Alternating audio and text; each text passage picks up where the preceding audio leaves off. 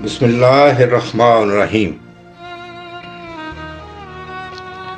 غرار الحکم سے امیر المومنین علیہ السلام کی موت کی حقیقت اور اس کے حتمی ہونے کے بارے میں چند نایاب احادیث مبارکہ۔ مولا فرماتے ہیں موت حتمی ہے، رزق تقسیم ہو چکا ہے، پس اس کی تاخیر سے تمہیں غمگین نہیں ہونا چاہیے، کیونکہ حرص اسے کھینچ کر نہیں لا سکتی اور پاک دامنی اسے واپس نہیں لوٹا سکتی، اور تحمل کرنا مومن کو زیب دیتا ہے۔ مولا فرماتے ہیں سب سے سچی چیز موت ہے،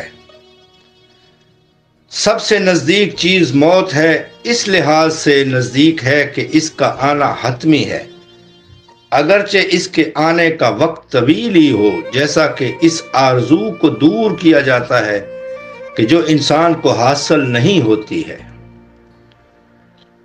مولا فرماتے ہیں موت کا سچا ہونا امید کے جھوٹ کو آشکار کرتا ہے۔ ہر دیکھی جانے والی چیز میں اجل ہے۔ مولا فرماتے ہیں تمہارے لیے دلوں سے موت کا خیال نکل گیا ہے اور تمہارے سامنے امیدوں کا جھوٹ آ گیا ہے۔ حقیقت یہ ہے کہ تمہارے دلوں سے موت کی صداقت نکل گئی ہے اور امیدوں کے فریب نے تم پر غلبہ پا لیا ہے۔ مولا فرماتے ہیں جو اپنی موت کو مد نظر رکھتا ہے وہ وقت کو غنیمت سمجھتا ہے،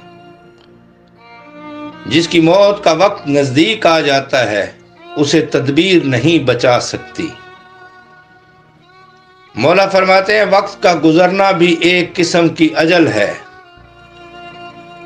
پس جو عمر گزر رہی ہے انسان کو اس کی قدر کرنا چاہیے۔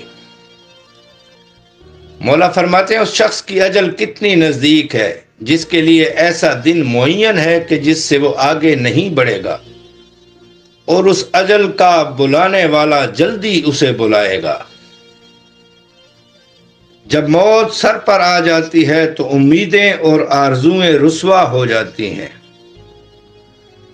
مولا فرماتے ہیں ہر آنے والی چیز قریب ہے جیسے موت و قیامت۔ موت امیدوں کو رسوا کر دیتی ہے، موت واضح کر دیتی ہے کہ تمام امیدیں بے حقیقت تھیں۔ جب اجل آ جاتی ہے تو امیدیں رسوا ہو جاتی ہیں۔ مولا فرماتے ہیں بہت جلد تمہاری اجل آنے والی ہے، پس دنیا یا روزی یا سعادت طلبی میں نیک راستہ اختیار کرو۔ مولا فرماتے ہیں موت کی طرف بڑھو اور نیک عمل انجام دو تاکہ نیکی میں آگے بڑھنے سے فائدہ حاصل کر سکو۔ ہر اجل کو آنا ہے، وہ آ کے رہے گی، اس سے غافل نہیں ہونا چاہیے۔ مولا فرماتے ہیں کوئی چیز موت سے زیادہ سچی نہیں ہے۔